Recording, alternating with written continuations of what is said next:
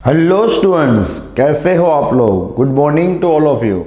चलो आज के इस वीडियो लेक्चर में हम लोग बात करेंगे class 12 chapter number 2 electrostatic potential and capacitance के अंदर हमारे कैपेसिटर के कंसेप्ट की। आपको याद ही होगा कि लास्ट वीडियो लेक्चर में हम लोगों ने जब कंडक्टर को इलेक्ट्रिक फील्ड के अंदर रखा जाए तो उसमें आपको क्या देखने मिलेगा। फिर इंसुलेटर या तो आप लोग बोल सकते हो डाई इलेक्ट्रिक मीडियम को इलेक्ट्रिक फील्ड में रखा जाए तो आपको किस तरह की प्रॉपर्टी मिलेगी, वो सब चीज़ें हम लोगों ने डिस्कशन की थी। तो याद कीजिए हम लोगों ने बात की थी कि इलेक्ट्रिक फील्ड के अंदर अगर कंडक्टर को रखा जाएगा तो क्या होगा कि कंडक्टर के अंदर लॉट्स ऑफ इलेक्ट्रॉन्स पहले से ही फ्री होंगे। तो जब आप लोग उसे इलेक्ट्रिक फील्ड के अंदर रखोगे तो उसके अंदर भी क्या होगा, एक इलेक्ट्रिक फील्ड प्रोड्यूस होगा जो हमारे एक्सटर्नल इलेक्ट्रिक फील्ड के ऑपोजिट में होगा।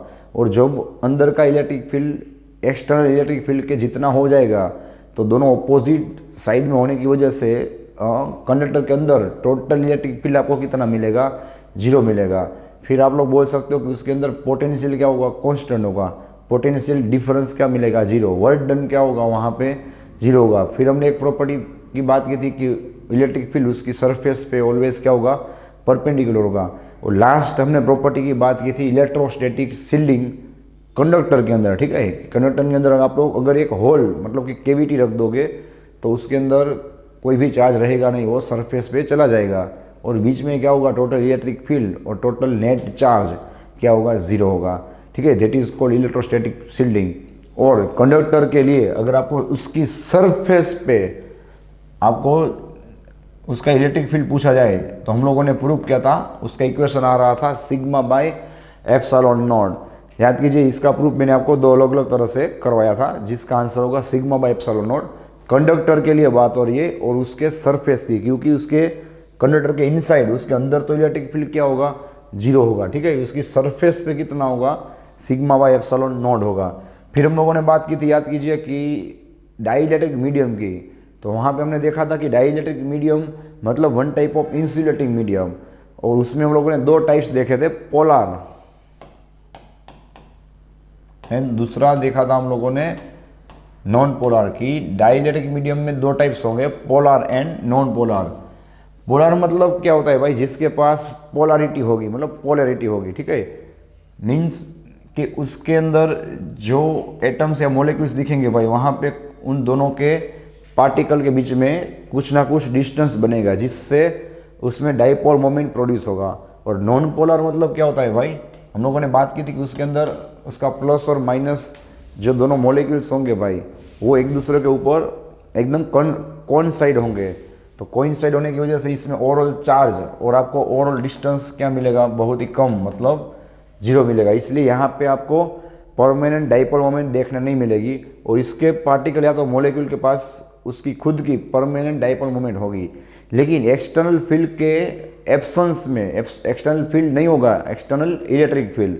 तो ये हो या तो ये हो, लेकिन पूरे सब्सटेंस में क्या होगा, इलेक्ट्रिक फील्ड आपको टोटल 0 ही मिलेगा। क्यों भाई, बिकॉज भले ही इसके पास डाइपोल मोमेंट थी, लेकिन ये हर एक डाइपोल क्या होगी भाई, अपनी तरह से रूम टेम्परेचर पे रैंडमली अरेंज्ड होगी। इसलिए नेट डाइपोल मोमेंट अगर आप लोग पूरे सब्सटेंस की बोलो तो यहाँ पे भी 0 आएगी और यहाँ पे भी 0 आएगी।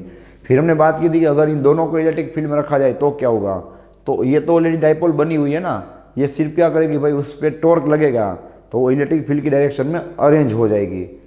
और यहाँ पे 2 काम होंगे, याद है ना भाई, कि इससे आप लोग इलेक्ट्रिक फील्ड में रखोगे तो सबसे पहले क्या होगा, इसका जो डाइपोल मोमेंट 0 है वो इलेक्ट्रिक फील्ड के अंडर में क्या होगा, ऐसे खींच के पहले डाइपोल बनेगा। डाइपोल बनने के बाद क्या करेगा भाई, वो रोटेट करेगा, उस पर टॉर्क लगेगा, फिर वो एक डायरेक्शन में अरेंज हो जाएगा। तो ये सब हम लोगों ने बात की थी।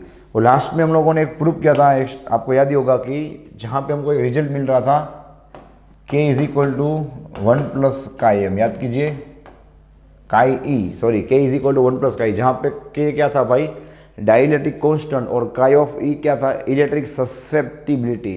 ठीक है, और आप लोग k की जगह पे you already know epsilon by epsilon not, और you can say epsilon R आप लोग पुट कर सकते हो, आपको मिलेगा 1 प्लस काई ई। आप लोग एप्सिलॉन का सब्जेक्ट बनाओगे, एप्सिलॉन नॉट सामने की ओर जाएगा, आपको मिलेगा 1 plus epsilon not into 1 plus काई। ये कोई भी इक्वेशन आपको नीट के अंदर काम आएगा, ध्यान रखना। ठीक है। तो ये एक इक्वेशन आपको याद रखना है, उसमें से आप लोगों को ये इक्वेशन बना लेना है। और हम लोगों को वहाँ पे फाइनली रिजल्ट क्या मिला था बताइए, कि अगर इसके बीच में मीडियम रखा जाए तो उसका इलेक्ट्रिक फील्ड कितना हो जाएगा, टोटल इलेक्ट्रिक फील्ड का केथ पार्ट हो जाएगा। ठीक है, कि अगर बीच में एयर या तो वैक्यूम होगा तो वहाँ पे आपको इलेक्ट्रिक फील्ड मिलेगा पूरे का पूरा ई नॉट, लेकिन अगर आप लोग के डाइलेक्ट्रिक वाला कोई मीडियम रखोगे तो केथ पार्ट का इलेक्ट्रिक फील्ड हो जाएगा। ठीक है, ये आप लोग ध्यान में रखना। आप लोग के को सब्जेक्ट बनाओगे तो ये MCQ भी IMP बनेगा। आपको पूछा जाए कि इलेक्ट्रिक फील्ड इन वैक्यूम और इलेक्ट्रिक फील्ड इन मीडियम, उसका रेशियो क्या होगा, के होगा। ठीक है, और के ऑलवेज आप लोग देख सकते हो यहाँ पे एक या तो एक से ज़्यादा ही होगा। क्यों, बिकॉज वैक्यूम में जितना इलेक्ट्रिक फील्ड होगा उतना मीडियम में तो नहीं होगा। ठीक है, तो ऑलवेज डिनोमिनेटर कम रहेगा और न्यूमरेटर ज़्यादा रहेगा, तो के आपको 1 या तो 1 से ज़्यादा ही मिलेगा। तो ये सब चीज़ें आपको पता होनी चाहिए।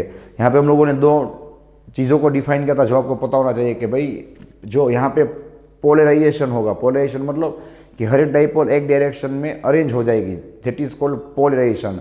क्योंकि पहले पूरा सब्सटेंस पोलर हो या नॉन पोलर हो, पहले पूरा सब्सटेंस क्या था भाई, नॉन पोलराइज था। नॉन पोलराइज मतलब हर एक डाइपोल रैंडमली अरेंज थी, फिर हम लोगों ने उसे पोलराइजेशन कर दिया। किस तरह से भाई, इलेक्ट्रिक फील्ड के अंदर रख कर उस पर टॉर्क लगा के, तो उसे बोला जाता है पोलराइजेशन। और पोलराइजेशन किस पे डिपेंड करेगा, polarisation will be proportional to electric field, के जितना इलेक्ट्रिक फील्ड स्ट्रॉन्ग होगा उतना उसका ज़्यादा पोलराइजेशन होगा, याद कीजिए। और दूसरा हमने बात की थी कि भाई ये पोलराइजेशन कितना होता है, तो याद कीजिए उसका डेफिनेशन में लिखवाया था कि it is dipole moment per unit volume. याद कीजिए, polarisation is dipole moment per unit volume.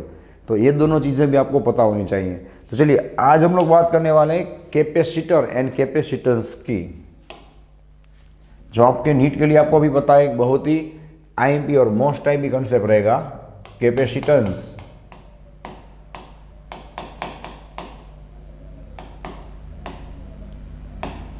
And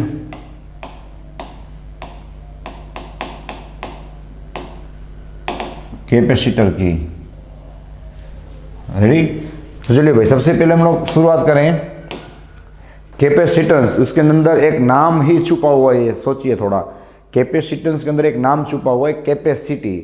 ठीक है, कैपेसिटी मतलब कि ये जो हमारा डाइइलेक्ट्रिक या तो हमारा जो कंडक्टर है, इन दोनों को मिला के हम लोग कैपेसिटर बनाने वाले। इसलिए हम लोगों ने लास्ट लेक्चर में और आज रिवीजन किया किसके बारे में भाई, कि इलेक्ट्रिक फील्ड के अंदर कंडक्टर और नॉन कंडक्टर को रखा जाए तो क्या होगा, because capacitor is the mixture of conductor and non conductor.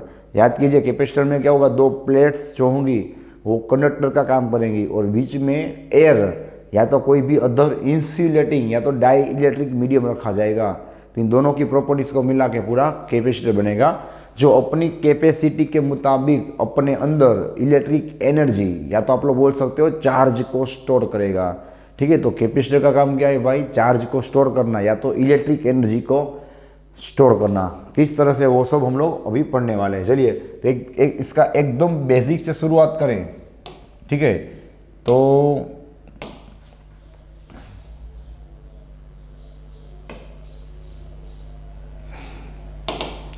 चलिए यहाँ पे फॉर एग्जांपल एक स्फीयर रहेगा जो कंडक्टिंग स्फीयर है। ठीक है, और इसके अंदर एक स्टैंड होगा जो इंसुलेटिंग होगा, जिससे क्या हो कि भाई इसका चार्ज इस स्टैंड के अंदर ना चला जाए। ठीक है, अब धीरे धीरे जैसे आप लोग क्या करोगे भाई, इस पे पॉजिटिव चार्ज अप्लाई करोगे। ठीक है, इस स्फीयर पे पॉजिटिव चार्ज अप्लाई करोगे तो धीरे धीरे क्या होगा, आप ही सोचिए, इसका पोटेंशियल बढ़ता जाएगा। क्यों भाई, इक्वेशन याद कीजिए, के क्यू बाई आर, हर एक चार्ज का के क्यू बाई आर, हर एक चार्ज का के क्यू बाई आर एड होता जाएगा और उसका पोटेंशियल बढ़ता जाएगा। शांति से आप लोग सोच सकते हो। ठीक है, जैसे जैसे चार्ज बढ़ेगा वैसे वैसे उसका पोटेंशियल एज वेल एज उसका इलेक्ट्रिक फील्ड भी बढ़ता जाएगा। क्यों भाई, के क्यू बाई आर स्क्वायर, के क्यू बाई आर स्क्वायर, के क्यू बाई आर स्क्वायर, के क्यू बाई आर स्क्वायर, हर एक का क्या होगा, as per super position principal addition होता जाएगा, एडिशन होता जाएगा। चलिए जैसे जैसे इलेक्ट्रिक फील्ड बढ़ेगा वैसे वैसे एक टाइम ऐसा आएगा कि इसके जो आसपास की एयर होगी, ठीक है, उसके आसपास की जो एयर होगी और यू कैन से एयर पार्टिकल्स जो होंगे ठीक है। एक टाइम ऐसा आएगा भाई, आपको भी पता है कि एयर को हम लोग क्या बोलते हैं भाई, इंसुलेटिंग मटेरियल, इंसुलेटिंग बोलते हैं। लेकिन यहाँ पे इतना इलेक्ट्रिक फील्ड इंटेंस हो जाएगा कि एक टाइम ऐसा आएगा कि ये क्या करेगा, अपने आसपास की एयर को आयोनाइज कर देगा।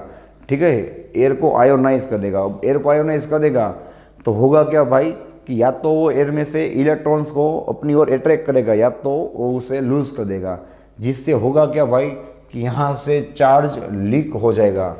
इस स्फीयर में से चार्ज क्या होगा भाई, एक टाइम पे लीक होना शुरू हो जाएगा। लीक होना मतलब कि वो अपना चार्ज एयर को दे देगा। अब एयर इस स्फीयर का चार्ज कब लेगी, जब उसका जो डाई इलेक्ट्रिक स्ट्रेंथ है वो क्या हो जाए भाई, ब्रेक डाउन हो जाए। उसे क्या बोलते हैं, क्यों बोलते हैं, सब मैं बताता हूँ। इसका डाई इलेक्ट्रिक स्ट्रेंथ क्या हो जाए, ब्रेक डाउन हो जाए।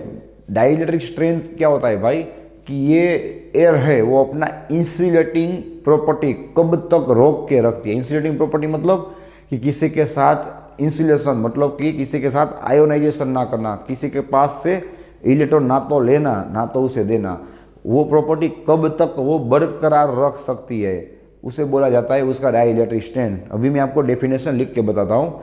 तो एक टाइम ऐसा आएगा भाई उसकी लिमिट खत्म हो जाएगी और ये स्फीयर क्या कर डालेगा भाई, अपना इतना इंटेंस इलेक्ट्रिक फील्ड प्रोड्यूस करेगा कि वो एयर के आसपास के पार्टिकल को आयोनाइज कर देगा। आयोनाइज का मतलब ही क्या होता है, इलेक्ट्रॉन लेना या तो देना।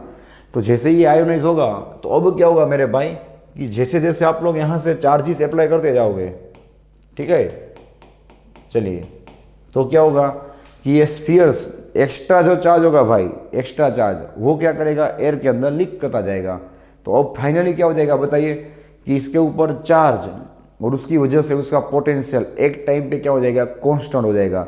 फिर आप लोग कितना भी चार्ज डालोगे तो वो क्या होगा भाई, अपनी आसपास की एयर में क्या करेगा, वो लीक कर देगा।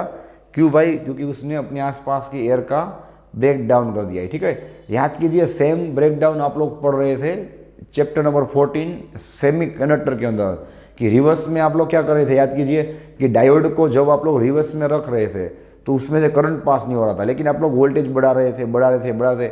एक टाइम ऐसा आएगा उसकी लिमिट खत्म हो जाएगी और एक वोल्टेज आपको ऐसा मिलेगा कि उसके अंदर भी क्या होगा भाई, ब्रेक डाउन हो जाएगा और उसके अंदर भी करंट पास होने लगेगा।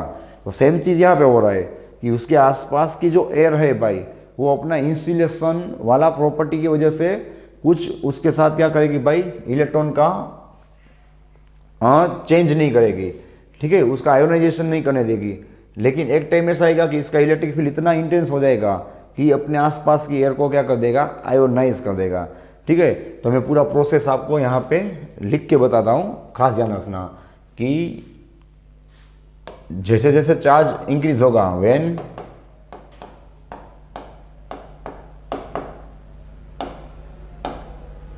Increase the charge,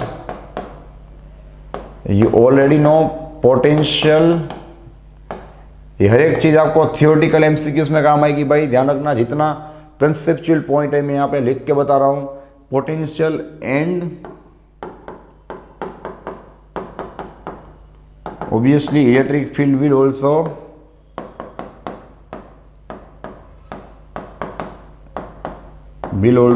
increase। चलिए, उसका इलेक्ट्रिक फील्ड और पोटेंशियल भी क्या होगा, धीरे धीरे इंक्रीज होता जाएगा।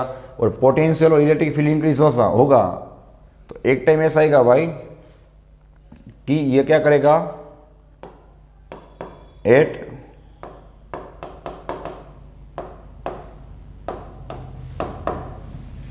Maximum value of electric field, the air around the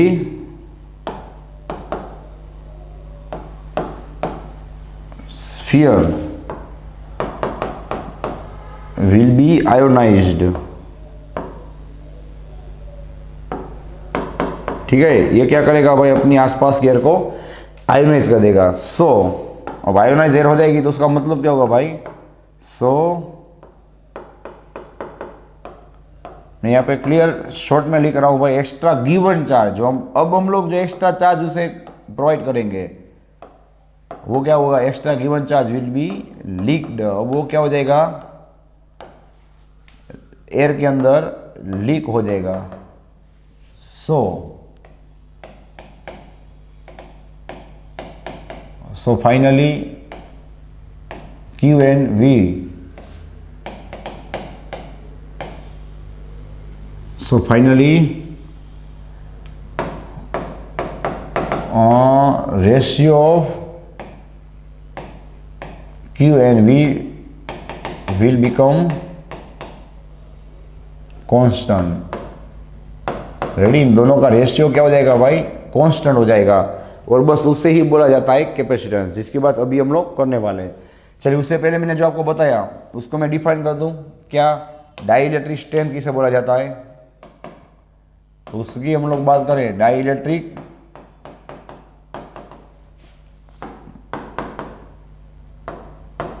strength is the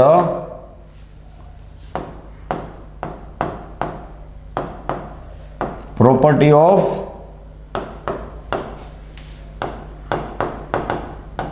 insulating material.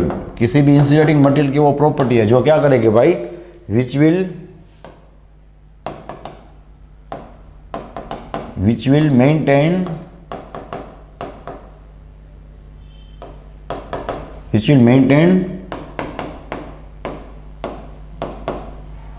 its nature of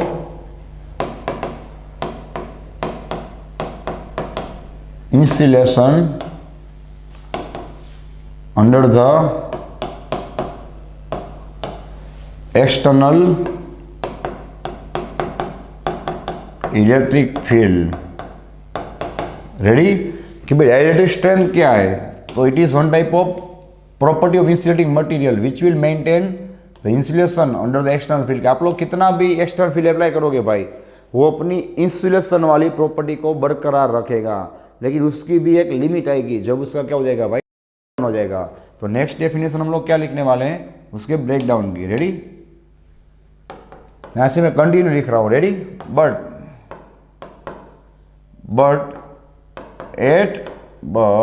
eight some value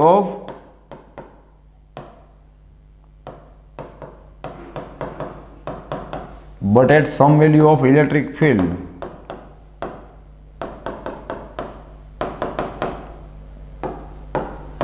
it will get ionized and will conduct, और क्या करेगी भाई, वो कंडक्ट होने लगेगी। that is called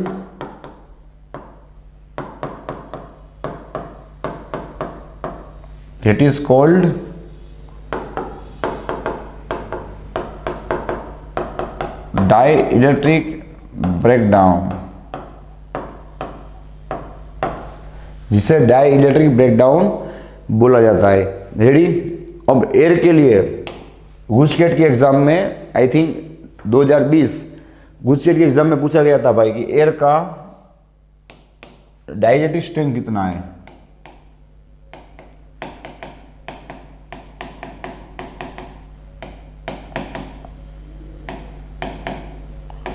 dielectric strength of air, तो around आएगा 3000 volt पर mm, मतलब पर mm 3000 वोल्ट जब आप लोग उसे प्रोवाइड करोगे, पर mm की बात हो रही है।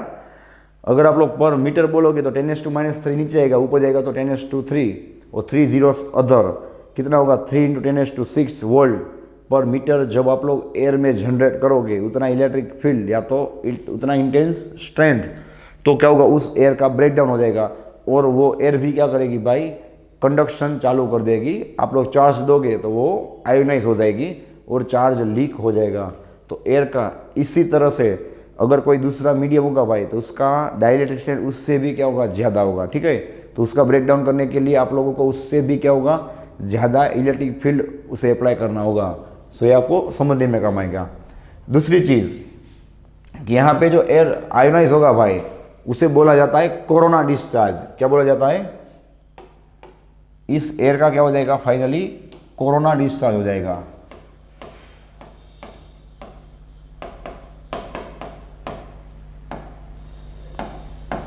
ठीक है, ये फिनोमिना आप लोगों ने ऑलरेडी देखा हुआ है कि जब आप लोग सब स्टेशन की ओर देखते हो अपने आसपास के एरिया में, तो वहाँ पे क्या होता है, रात को आप लोग देख सकते हो कि अगर कहीं पे शॉर्ट सर्किट होता होगा तो उसके आसपास की एयर में आप लोगों को थोड़ा ग्लो दिखेगा।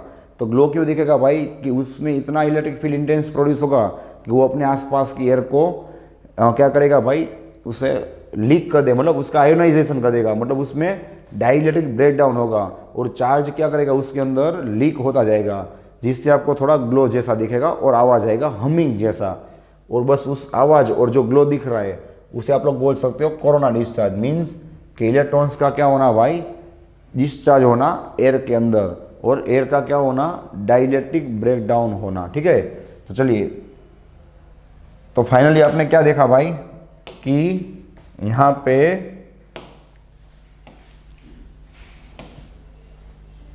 पे क्या मिल रहा है, potential V is proportional to Q, कि जैसे जैसे चार्ज Q बढ़ता जाएगा उस तरह से ऑब्वियसली पोटेंशियल भी क्या होगा, बढ़ता जाएगा। तो बस अगर आप लोग V को नीचे क्यों ले जाओगे, ठीक है, तो आपको मिलेगा Q/V, और आपको एक कांस्टेंट रखना होगा, और बस उसी कांस्टेंट को कैपेसिटेंस C नाम दिया गया। ठीक है, तो आपको पता होना चाहिए कि कैपेसिटेंस इज कांस्टेंट। थोड़ा आप लोग यूनिफिकेशन कीजिए, राइट, यूनिफिकेशन कीजिए। यहाँ पे जैसे आप लोग ओहम के लॉ में पढ़ रहे थे V is proportional to I, तब आप लोग I को नीचे क्यों ले जा रहे थे और आपको V/I मिल रहा था जो कांस्टेंट था, और उस कांस्टेंट को आपने नाम बताया था कैपिटल R रेजिस्टेंस। उसी तरह से आप लोग V को नीचे ले जाओगे तो आपको मिलेगा कांस्टेंट जिसे नाम बताया गया C। और याद कीजिए मेरे भाई, सेम आप लोग चैप्टर 6 इंडक्टर के अंदर पढ़ रहे हो कि flux phi is proportional to I, कि जितना आप लोग करंट बढ़ाओगे उतना आपके कोइल के अंदर फ्लक्स बढ़ता जाएगा। और वहाँ पे भी आप लोग जब φ/I ले रहे थे तो आपको एक कांस्टेंट मिल रहा था जिसे आप लोग बता रहे थे L। तो ये तीनों कंसेप्ट कितने मिलते आ रहे हैं, देखो कि V is proportional to Q, Ohm के लॉ में V is proportional to I, और फेराडे के लॉ में या तो चैप्टर 6 में आप लोग बोल सकते हो phi is proportional to I। हर एक में आप लोग क्या करोगे भाई, कांस्टेंट को निकालोगे तो आपको हर एक के अंदर एक रेशियो मिलेगा, और हर एक के अंदर वो रेशियो कांस्टेंट होगा, और उन एक एक रेशियो को आप लोग कुछ ना कुछ क्वांटिटी बता सकते हो, that will be constant RLC। ठीक है, RLC। तो आपको इतना ऑब्जर्वेशन पता होना चाहिए। रेडी, चलिए, तो ये मिल गया आपको कैपेसिटेंस का definition. It is the ratio of charge and potential at any instant और at any time in any conductor. ठीक है, ये वो क्या होगा, इसका रेशियो होगा, और ऑब्वियसली वो क्या होगा, कांस्टेंट होगा ना।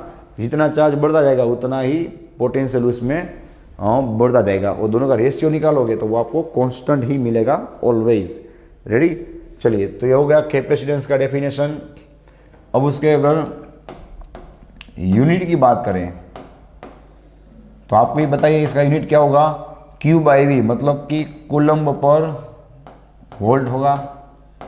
और मैंने आपको चैप्टर 1 में ही बताया था, याद कीजिए कि भाई कूलम्ब तो बहुत बड़ा यूनिट है। ठीक है, एक कूलम्ब के अंदर अराउंड 6.25 × 10⁻18 इलेक्ट्रॉन जितना चार्ज होता है। अगेन आई विल रिपीट, एक कूलम्ब के अंदर 6.25 × 10⁻18 इलेक्ट्रॉन्स आएंगे, मतलब उतना चार्ज होगा जिसे एक कूलम्ब बोला जाता है। उसका मीनिंग क्या हुआ भाई, कि कूलम्ब बहुत ही ज़्यादा होने की वजह से कूलम्ब पर वोल्ट, मतलब कैपेसिटेंस का यूनिट भी बहुत ही बड़ा है, जिसे फेराडे ने फाइंड किया था। इसलिए आप लोग इसका दूसरा यूनिट बता सकते हो, फेराडे। तो इसीलिए हम लोग फेराडे के अंदर micro farad, nano farad, pico farad पढ़ते हैं, बिकॉज यहाँ पे एक फेराडे तो दुनिया में कहीं पे भी पॉसिबल नहीं है। ये उतना बड़ा चार्ज, इतना बड़ा क्या होगा भाई, कैपेसिटेंस जनरेट करेगा, बिकॉज इसका यूनिट उसने ऑलरेडी बढ़ा लिया था। क्यों भाई, तो उसकी मजबूरी थी, क्योंकि कूलम्ब जो यूनिट था भाई वो ऑलरेडी बड़ा था। तो अगर आप लोग कूलम्ब को यहाँ पे यूज़ करोगे तो उसका कैपेसिटेंस का जो यूनिट होगा दैट इज़ फेराडे, वो भी क्या हो जाएगा भाई, बहुत ही लार्ज क्वांटिटी या तो लार्ज यूनिट हो जाएगा। ठीक है, तो वो भी आपको नॉलेज होना चाहिए। ठीक है, चलिए, अब हम लोग अगर बात को आगे बढ़ाएं तो स्फीयर के लिए जो यहाँ पे ड्रॉ किया हुआ है, ठीक है, फॉर स्फीयर, अगर हम लोग ये इक्वेशन अप्लाई करें C is equal to Q/V, तो क्या होगा बताइए। V इज इक्वल टू, आपको इक्वेशन ऑलरेडी पता है, कितना होता है, KQ/R आर, चलिए क्यू क्यू कट हो जाएगा, आपको मिलेगा आर बाय के, ठीक है, आर अपॉन के। तो ये शॉर्टकट भी आपको काम आएगा, मोस्ट टाइम भी शॉर्टकट है। दूसरी बात कि अगर आप लोग के की जगह पे क्या लिखोगे भाई, 1/4πε0, तो यहाँ पे क्या होगा, डिनोमिनेटर ऊपर क्यों जाएगा, आपको फाइनली मिलेगा 4πε0 आर। ये भी मोस्ट टाइम की इक्वेशन है, ध्यान रखना, आपको काम आएगा। और अगर आगे बात बढ़ाएं तो अब हम लोग बात करेंगे अर्थ के लिए कि अर्थ का कैपेसिटेंस कितना है। उस कैपेसिटेंस को आप लोग पूरी अर्थ का मेजर करोगे तो आपको पता चलेगा कि ये 1 कूलम यूनिट कितना बड़ा होता है, ठीक है। तो चलिए इसे आप लोग नोट डाउन कर लीजिए। ओके, चलिए भाई, अगर हम लोग अर्थ के लिए बात करें तो क्या होगा बताइए, for earth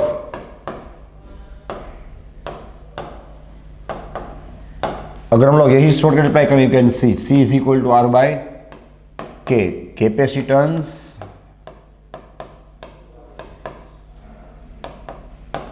C is equal to R by K. तो चलिए भाई, आर अर्थ के लिए कितना होगा आपको याद ही होगा, 6400 किलोमीटर, हाँ 6400 किलोमीटर अपॉन के कितना होगा 9 × 10⁻⁹, ठीक है। चलिए क्या मिलेगा आपको 6400 किलोमीटर मतलब 10⁻3, 9 × 10⁻9। चलिए भाई 10⁻9 ऊपर जाएगा माइनस हो जाएगा, 6400 अपॉन 9 × 10⁻⁻6 हो जाएगा। चलिए इसका पावर कट कीजिए, क्या होगा 9 7 जा 63, यहाँ पे 7 आएगा, बाजू में एक बचेगा 10, कितना होगा 9 1 जा 9, फिर से 1 आएगा 10, 711.11 समथिंग आएगा इंटू 10⁻⁻6 फेराडे। तो कितना बचेगा भाई 711 माइक्रो फेराडे। सोचिए अर्थ के लिए आपको 700 के अराउंड माइक्रो फेराडे में कैपेसिटेंस मिल रहा है, माइक्रो में, अर्थ पूरी अर्थ के लिए। तो आप सोचिए कि 1 फेराडे, 1 फेराडे कितना बड़ा यूनिट होगा, ठीक है। तो इस डेटा को देख के आप लोग अंदाज़ा लगा सकते हो कि 1 फेराडे कितना बड़ा होना चाहिए, ठीक है। तो ये हर एक कंसेप्ट आपको काम आएगा, ध्यान रखना। और ये सी वाला MCQ या तो सी वाला कंसेप्ट बहुत ही मोस्ट टाइम है, इसे नोट डाउन कर लीजिए। फिर हम लोग नेक्स्ट कंसेप्ट के लिए आगे बढ़ते हैं, ठीक है।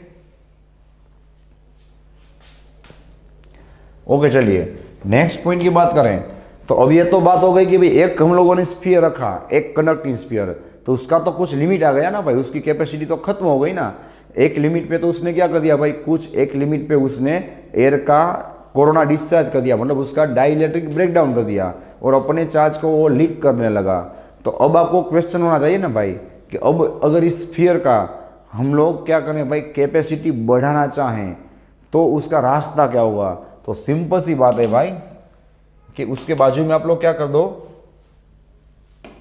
उसके बाजू में आप लोग और एक स्फीयर को ले आइए, ठीक है। तो क्या होगा हम लोग देखते हैं। चलिए सिंपल सी बात है, हम लोगों ने अभी पढ़ा था कि यहाँ पे अगर प्लस चार्ज होगा तो चैप्टर 1 में आप लोग देख चुके हो कि यहाँ पे क्या होगा भाई, ये अपने बाजू वाले स्फीयर के माइनस चार्ज को अट्रैक्ट करेगा। यहाँ पे माइनस होगा तो यहाँ पे क्या होगा, ऑब्वियसली प्लस होगा। रेडी। अब आप लोग क्या करो भाई, अगर इसे यहाँ से अर्थिंग कर दोगे तो आप लोगों को ऑलरेडी पता है कि अर्थ में से क्या होंगे भाई, इलेक्ट्रॉन्स निकल के ये जितने पॉजिटिव चार्जेस होंगे उसे नलीफाई कर देंगे। नलीफाई कर देंगे तो अब आपको फाइनल फिगर क्या मिलेगा भाई, यहाँ पे तो चलिए क्या होगा, as it is plus charge होगा कि नहीं। चलिए अब ध्यान रखना खास, यहाँ पे सिर्फ क्या बचेगा मेरे भाई, आपको नेगेटिव चार्ज मिलेगा। चलिए तो इससे आपको क्वेश्चन होगा कि इससे फायदा क्या होगा। तो सिंपल सी बात है, इसका क्या होगा KQ/R, इसका माइनस KQ/R, ठीक है। तो इसका जो कैपेसिटेंस होगा भाई वो फिर से क्या हो जाएगा, थोड़ा कैपेसिटेंस तो सेम ही रहेगा लेकिन उसका पोटेंशियल कम हो जाएगा, पोटेंशियल और इलेक्ट्रिक फील्ड कम हो जाएगा। जिससे बेनिफिट क्या होगा भाई कि अब जब आप लोग इस पर चार्ज फिर से एक्स्ट्रा डालोगे, ठीक है, तो ऑब्वियसली इसका चार्ज बढ़ेगा तो इसका पोटेंशियल क्या होगा, बढ़ता जाएगा।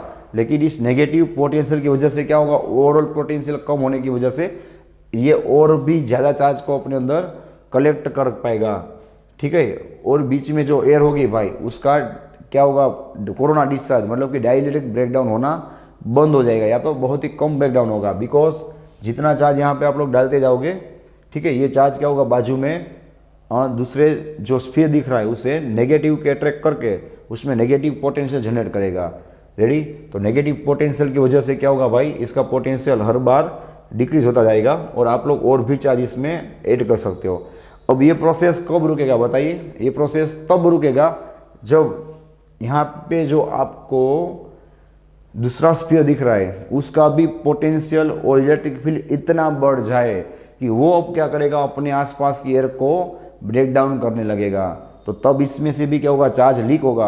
अब आप लोग जितना चार्ज इसमें डालोगे उतना यहाँ से क्या हो जाएगा भाई, सामने की ओर लीक हो जाएगा। तो अब आपको और भी उसकी कैपेसिटी बढ़ानी है तो कोई दिक्कत नहीं है। चलिए आप लोग क्या करोगे, उसके बाजू में और एक स्फीयर रख दोगे, और एक स्फीयर रखोगे तो यहाँ पे नेगेटिव होने की वजह से यहाँ पे क्या आएगा मेरे भाई, पॉजिटिव, और यहाँ पे ऑब्वियसली क्या आएगा, नेगेटिव आएगा। फिर से आप लोग इससे अगर अर्थिंग करोगे तो क्या होगा बताइए कि ये नेगेटिव चार्ज पूरा अर्थ के अंदर चला जाएगा और आपको नेक्स्ट फिगर क्या मिलेगा, यहीं पे हम लोग ड्रॉ कर देते हैं, ठीक है। और आपको नेक्स्ट फिगर क्या मिलेगा, इस तरह से मिलेगा, ठीक है। यहाँ पे नेगेटिव था तो बाजू में क्या आ गया, पॉजिटिव। फिर से आप लोग अगर इसकी कैपेसिटी बढ़ाना चाहें तो फिर से क्या होगा, यहाँ पे पॉजिटिव होगा, यहाँ पे नेगेटिव को अटैक करेगा, यहाँ पे पॉजिटिव को रिपेल करेगा। फिर से अगर आप लोग यहाँ पे ग्राउंड अप्लाई करोगे तो क्या होगा, ये ग्राउंड इस पॉजिटिव चार्ज को नलीफाई कर देगा, ठीक है। और यहाँ पे क्या बचेगा, नेगेटिव चार्ज बचेगा।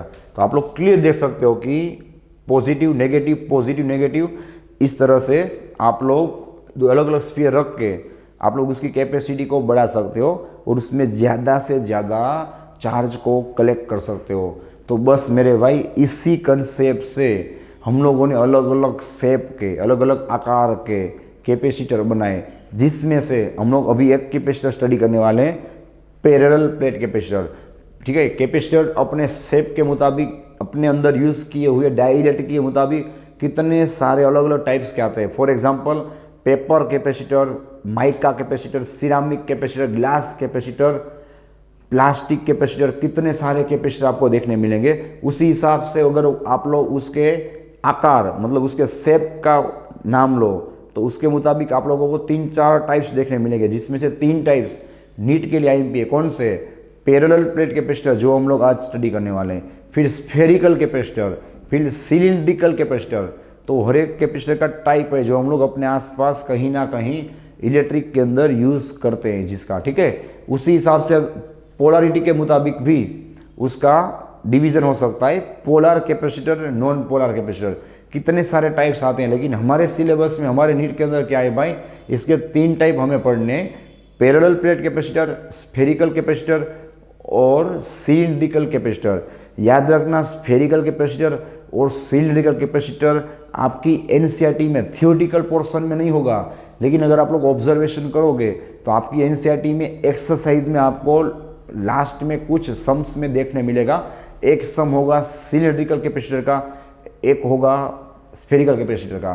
तो उसका मतलब क्या हुआ भाई, यहाँ पे अगर आप लोग उसे थियोरेटिकली स्टडी कर लो तो एनसीईआरटी में भी वो सम्स के अंदर आ रहा है, तो उसका भी कवर हो जाएगा और वो आपके लिए क्या बन जाएगा, आईएमपी बन जाएगा नीट के एग्जाम के लिए। तो चलिए आपको पता चल गया होगा कि इसकी कैपेसिटी कैसे बढ़ाई जाती है, ठीक है। तो उसके मुताबिक ही हम लोगों ने क्या किया भाई,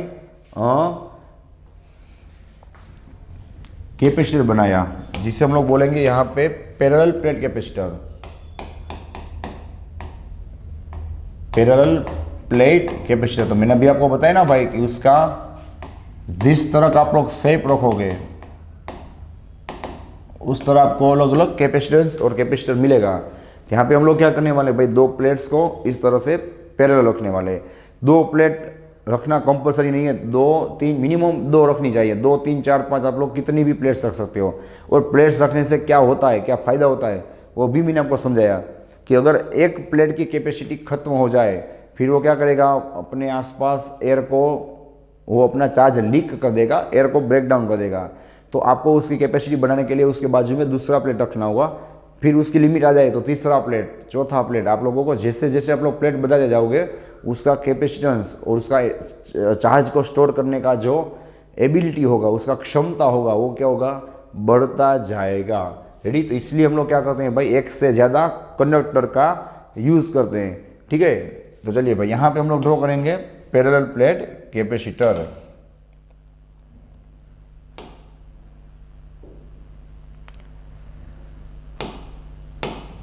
ओके चलिए,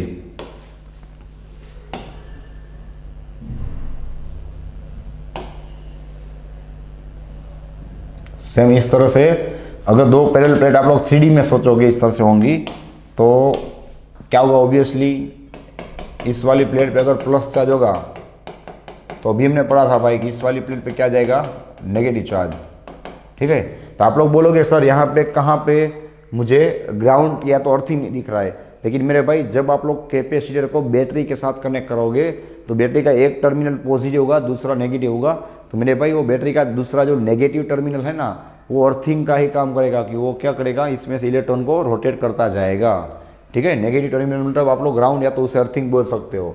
तो चलिए यहाँ पे पॉजिटिव होगा उतना ही यहाँ पे नेगेटिव होगा, मतलब कि यहाँ पे आपको चार्ज डेंसिटी आपको पता ही है कितनी दिखेगी, सिग्मा।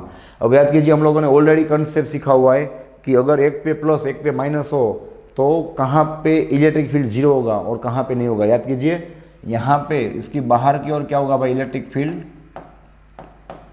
जीरो होगा, यहाँ पे भी इलेक्ट्रिक फील्ड क्या होगा भाई, जीरो होगा। क्यों, सोच लीजिए ये अगर यहाँ पे आप लोग क्या करो, एक टेस्ट चार्ज गैस कीजिए तो यहाँ पे टेस्ट चार्ज होगा तो ये क्या करेगा, इसे धक्का मारेगा और ये क्या करेगा, उसे अट्रैक्ट करेगा।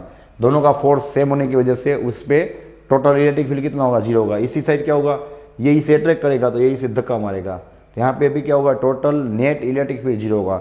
और यहाँ पे ड्रॉ करने के लिए मैंने बीच में डिस्टेंस बताया हुआ है, सही में इन दोनों के बीच में डिस्टेंस बहुत ही कम होगा, इसलिए ऑलमोस्ट दोनों का फोर्स सेम अप्लाई होता होगा अपने आसपास, इसलिए अपने आसपास इलेक्ट्रिक फील्ड क्या होगा, जीरो होगा। और बीच में क्या होगा बताइए, यहाँ पे अगर आप लोग एक टेस्ट चार्ज गैस कीजिए क्या होगा, ये अपना इलेक्ट्रिक फील्ड उस पर लाइट साइड लगाएगा और ये इसे अपनी ओर अट्रैक्ट करेगा, तो दोनों का फील्ड आप लोग देख सकते हो सेम डायरेक्शन में होगा। तो चलिए वहीं से हम लोग शुरुआत करते हैं कि टोटल इलेक्ट्रिक फील्ड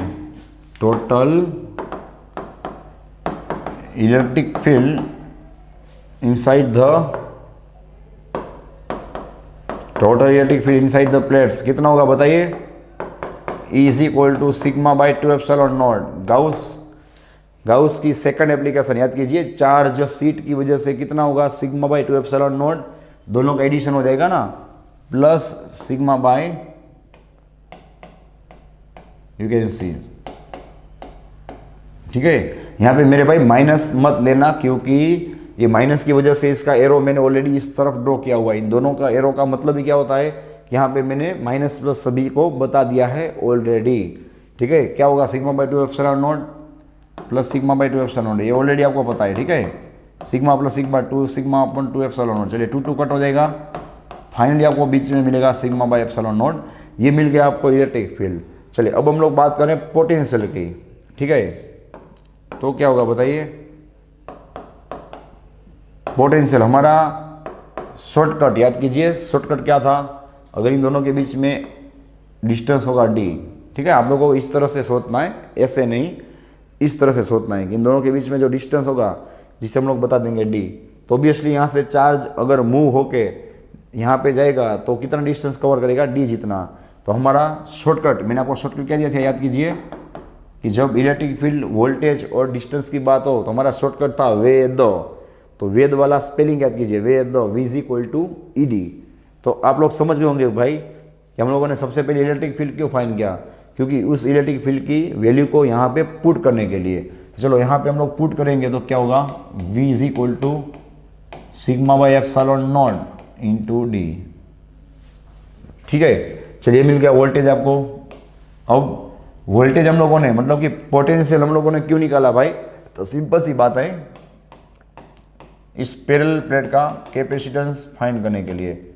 इसका कैपेसिटेंस आएगा C इज इक्वल टू, आपको इक्वेशन अभी मैंने बढ़ा के दिया था, क्या था भाई, Q बाई वी। अब आप लोग समझ गए होंगे कि हम लोगों ने V को क्यों फाइंड किया, यहाँ से V की वैल्यू पुट करने के लिए। तो मेरे भाई हमें capacitance C is equal to Q by V चाहिए होता, इसलिए हम लोगों ने V को फाइंड किया। और V को ढूंढने के लिए, V को डिराइव करने के लिए हम लोगों ने इलेक्ट्रिक फील्ड को फाइंड किया। ठीक है, तो इसलिए हम लोगों ने इलेक्ट्रिक फील्ड से शुरुआत की, फिर पोटेंशियल फाइंड किया। अब उस पोटेंशियल को हम लोग यहाँ पे पुट करेंगे तो हमें मिलेगा Q upon sigma by epsilon not into D.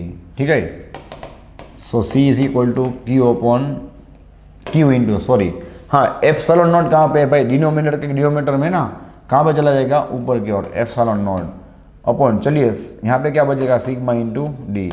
So next step C is equal to Q into epsilon naught. चलिए भाई याद कीजिए, सिग्मा इज इक्वल टू क्या होगा, अगेन क्या है sigma, sigma is surface charge density, surface charge density. तो मेरे भाई सिग्मा इज इक्वल टू क्या होगा, यहाँ पे Q बाय ए हो जाएगा इंटू डी। चलिए Q कट हो जाएगा, ए कहाँ पे जाएगा, ऊपर की ओर। तो फाइनली आपको मिलेगा C is equal to epsilon not A by D. It is most IMP equation, सबसे आईएमपी इक्वेशन है भाई, C is equal to epsilon not A upon D. ये बन गया आपका फाइनल इक्वेशन। चलिए अभी इस इक्वेशन को हम लोग ऑब्जर्व करते हैं कि क्या होता है। मैंने आपको बताया था ना कि एक फेराडे बहुत ही बड़ा यूनिट है, जो मैंने आपको अर्थ के लिए प्रूव करके दिया कि पूरी अर्थ का आपको कैपेसिटेंस फाइंड कीजिए तो आपको अराउंड 700 माइक्रो फेराडे मिलेगा। तो और एक एग्जाम्पल हम लोग लेने वाले हैं कि यह कैपेसिटेंस कितना बड़ा होगा जो आप लोग एक फेराडे की बात कीजिए तो। ठीक है, और उससे उल्टा कि अगर आप लोग 1 मीटर लेंथ की और 1 मीटर ब्रेथ की, ठीक है, अगर एक प्लेट लीजिए इस तरह से, देखो live, 1 metre length 1 metre height या तो ब्रेथ की, अगर आप लोग एक प्लेट लीजिए, सेम 2 प्लेट्स लेना है, ठीक है, एक और दूसरा लेकिन सेम डायमेंशन का, तो ऑब्वियसली मेरे भाई यहाँ पे क्या होगा, उसका एरिया बताइए, लेंथ इनटू ब्रेथ 1 मीटर से हो जाएगा। और इन दोनों प्लेट्स के बीच में अगर आप लोग सिर्फ 1 mm का डिस्टेंस रखिए, ठीक है ना, मैंने बताया था ना इसमें डिस्टेंस बहुत ही कम होगा, सिर्फ 1 mm का हम लोग डिस्टेंस रखते हैं। चलिए और निकालते हैं कि इसका कैपेसिटेंस कितना होगा। You can see C is equal to epsilon A by D, epsilon not A by D. चलो एप्सिलॉन नॉट कितना होगा, याद कीजिए 8.85 इंटू 10⁻12। चलिए एरिया कितना होगा बताइए, 1 मीटर स्क्वायर अपॉन डिस्टेंस भी कितना होगा, 1 होगा। ठीक है, और हाँ यहाँ पे 1 mm है ना, तो मैंने क्या लिया हुआ है 10⁻³ मीटर। ठीक है, चलिए मुझे कैपेसिटेंस कितना मिलेगा आप ये बताइए, 8.85 10⁻³ ऊपर जाएगा प्लस हो जाएगा -12 + 3 10⁻⁹ फेराडे, मतलब कि कितना आएगा मेरे भाई 85 नैनो फेराड आएगा। आप लोग देख सकते हो कि ये यूनिट कितना कम है। आप लोग 1 मीटर बाय 1 मीटर का 2 प्लेट्स लीजिए और उसके लिए कैपेसिटेंस अगर फाइंड कीजिए तो सिर्फ आपको 8.8 नैनो फेराडे मिलेगा। मतलब कि मैंने फिर से प्रूव कर दिया कि 1 फेराडे कितना बड़ा यूनिट होता है। और एक एग्जांपल की अगर हम लोग बात करें सेम, चलिए इससे उल्टा कि अब हम लोग प्रैक्टिकली अगर सोचना चाहें कि 1 फेराडे अगर मुझे जनरेट ही करना है, इन प्लेट का यूज़ करके अगर मुझे 1 फेराडे जनरेट करना है तो मुझे कितनी बड़ी प्लेट्स चाहिए होंगी। चलो तो हम लोग यहाँ पे उल्टा सम कैलकुलेट करेंगे। फॉर एग्जांपल कि अगर इन दोनों के बीच में सेम सिर्फ 1 mm का डिस्टेंस होगा, सिर्फ 1 mm का ही डिस्टेंस होगा, और अगर हम लोग C is equal to 1 farad लेना चाहें कि भाई 1 फेराडे कितना होता है, चलो हम लोग देखते हैं कि कितनी बड़ी प्लेट हम लोगों को यूज़ करनी होगी कि जब उससे 1 फेराडे जितना कैपेसिटेंस क्या किया जाए भाई, प्रोड्यूस किया जाए। चलिए उल्टा सम कैलकुलेट करना है आपको। C इज इक्वल टू क्या होगा बताइए, epsilon not A by D. So चलिए C इज इक्वल टू क्या आएगा बताइए, 1 फेराडे हम लोग लेना चाहते हैं ना, D कितना होगा 1 mm सामने जाएगा, और 1 mm मतलब कितना होगा 10⁻³ और एप्सिलॉन नॉट मेरे भाई कहाँ पाएगा, नीचे की ओर। चलिए कितना होगा 8.85 into 10⁻12 is equal to area A।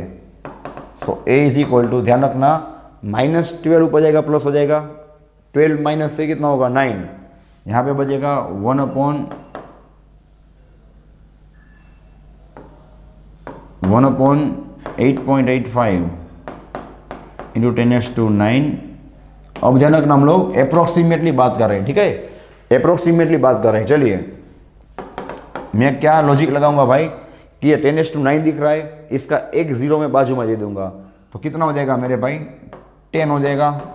10 × 10⁸ सोच लीजिए आप लोग, यू कैन सी एक पॉइंट यहाँ पे दे दूंगा 10 × 10⁸ अपॉन 8.85 है, उसे मैं अप्रोक्सीमेटली ले लूँगा 9, अप्रोक्सीमेटली उसे मैं बता दूंगा 9 राउंड अप करके, तो मुझे आंसर मिल जाएगा कितना a = 9 × 1 = 9, अराउंड 1 जितना मिल जाएगा, अराउंड 1 जितना n 10⁸।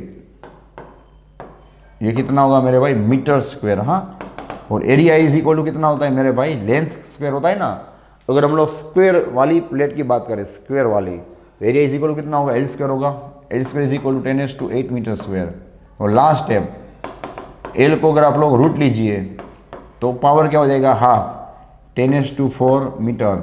और 10⁴ मीटर मतलब मेरे भाई कितना होता है 10 kilometre.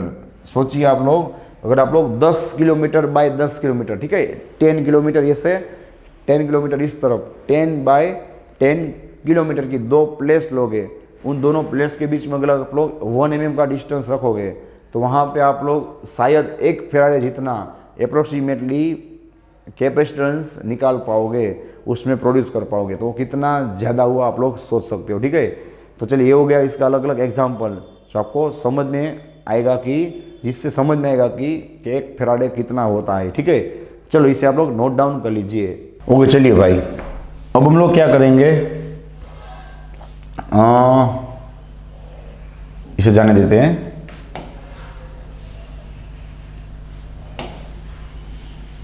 You can C okay.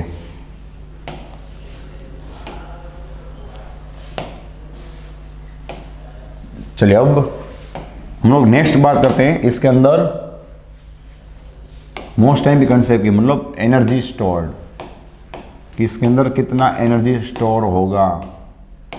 चलिए ध्यान रखना भाई, इसका प्रूफ भी आप लोग 2-3 तरह से कर सकते हो। हम लोग यहाँ पे जो इजी रहेगा वो प्रूफ करेंगे। ऑब्वियसली हम लोग एक स्टेटमेंट लिख सकते हैं ना, from work energy power 11 standard chapter number 6, कि यहाँ पे जो आप लोग चार्ज को मूवमेंट कराओगे भाई, वो क्या होगा उसकी पोटेंशियल एनर्जी में स्टोर होगा। तो हम लोग बस उसी पोटेंशियल एनर्जी की बात कर रहे हैं, ठीक है। तो क्या होगा बताइए, potential energy of capacitor to move the charge is equal to कितना होगा बताइए मेरे भाई, आपको पता ही है ना, इज इक्वल टू कितना होगा, वर्क डन होगा कि नहीं। So U is equal to कितना होगा, याद कीजिए W, W is equal to मेरे भाई क्या होता है क्यू डेल्टा वी होता है कि नहीं, याद कर लीजिए W is equal to Q delta V होता है कि नहीं।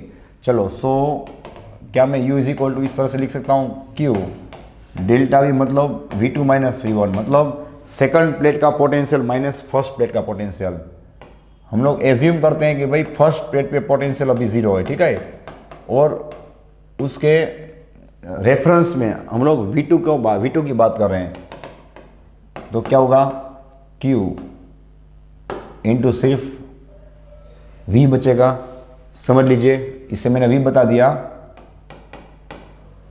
और V1 को मैंने 0 ले लिया। चलिए नेक्स्ट स्टेप क्या होगा बताइए, Q और V मतलब हमारा वेद वाला शॉर्टकट, हमारा वेद वाला शॉर्टकट होगा U is equal to Q into E D. चलिए नेक्स्ट स्टेप क्या होगा बताइए, अब एक प्लेट का मैंने 0 ले लिया है, ठीक है, और एक प्लेट का इलेक्ट्रिक फील्ड सिर्फ बचेगा, एक ही प्लेट का इलेक्ट्रिक फील्ड बचेगा, तो वो कितना होगा sigma by 2 epsilon not into D, ठीक है, एक ही प्लेट की बात हो रही है, सिग्मा बाय 2 एप्सिलॉन नॉट। चलिए U is equal to Q into, चलिए सिग्मा मतलब कितना होगा, याद कीजिए Q by A, surface charge density sigma is equal to कितना होगा क्यू बाय ए। तो यहाँ पे मैं क्या लिख सकता हूँ भाई, क्यू बाय ए लिख सकता हूँ कि नहीं, upon 2 epsilon not into D. So U is equal to कितना होगा यहाँ पे, हाँ हम लोगों ने स्मॉल क्यू लिया हुआ है ना, तो यहाँ पे भी हम लोग क्या करेंगे भाई स्मॉल क्यू ही लेंगे। चलिए स्मॉल क्यू बाय, ठीक है, चलिए क्या हो जाएगा बताइए, Q into Q, Q square मिलेगा, you can see, upon 2 epsilon not into A into D. चलिए इसे ऑब्जर्वेशन कीजिए, अभी हम लोगों ने पैरेलल प्लेट के लिए एप्सिलॉन 0 ए बाई डी वाला इक्वेशन बनाया ना कैपेसिटेंस का, C is equal to epsilon 0 A by D. तो मैं क्या करूँगा भाई, न्यूमरेटर को डिनोमिनेटर के डिनोमिनेटर में ले जाऊँगा, जिससे फ़ायदा क्या होगा आप लोग देख सकते हो कि यहाँ पे मुझे मिलेगा u is equal to Q square upon 2 epsilon naught a by D. सोच लीजिए दोनों इक्वेशन सेम ही है ना, मैंने क्या किया, न्यूमरेटर वाले d को डिनोमिनेटर के डिनोमिनेटर में ले गया, हो गया। चलो भाई आप ही बताइए क्या होगा, क्यू स्क्वायर अपॉन 2 इंटू सी, है ना। पैरेलल प्लेट कैपेसिटर के लिए सी इज इक्वल टू कितना होगा, epsilon naught a by D, epsilon naught a by D. तो ये मिल गया आपको फाइनल एनर्जी का आंसर जो मोस्ट टाइम पे रहेगा। Again I will repeat, u is equal to Q square by 2c, ठीक है, मोस्ट टाइम इक्वेशन है। चलो इसमें से हम लोग अगर बात को आगे बढ़ाएं, ठीक है, तो एक बार मैं क्या करूँगा भाई, यहाँ पे q is equal to C V को पुट करूँगा। कहाँ से याद कीजिए हमारा कैपेसिटेंस का मेन इक्वेशन कौन सा, c is equal to Q by V वाला, याद है ना, अभी हमने प्रूफ किया था स्टार्टिंग में, पूरा थ्योरेटिकल प्रूफ था उसका, ठीक है। चलिए तो मैं यहाँ से q is equal to C V लिखूँगा और ऊपर अगर मैं पुट करूँगा तो मुझे क्या मिलेगा बताइए, u is equal to C V को पुट कीजिए, क्या आएगा बताइए, C square V square by 2c। चलो सी कट हो जाएगा, आपको मिलेगा u is equal to 1/2c V square, जो भी मोस्ट टाइम इक्वेशन है आपको पता ही है। चलो बाजू में अगर हम लोग बात करें तो एक बार मैं क्या करूँगा भाई, c is equal to Q by V को ही पुट करूँगा। यहाँ पे मैंने एक बार q को पुट किया ना, q is equal to C V, अब बाकी कौन बचा भाई, c। यहाँ पे मैं c is equal to Q by V को ही पुट करूँगा, तो मुझे क्या मिलेगा बताइए, मुझे मिलेगा u is equal to Q square upon 2 into C is equal to क्या लिखूँगा मैं भाई, q बाई वी। चलिए you can see Q cut हो जाएगा, v ऊपर के हो जाएगा, आपको मिलेगा क्यू वी बाई 2। ये मिल गया आपको 3 अलग अलग इक्वेशन एनर्जी के जो सबसे मोस्ट टाइम भी रहेंगे। चलो तो इसे आप लोग नोट डाउन कर लीजिए।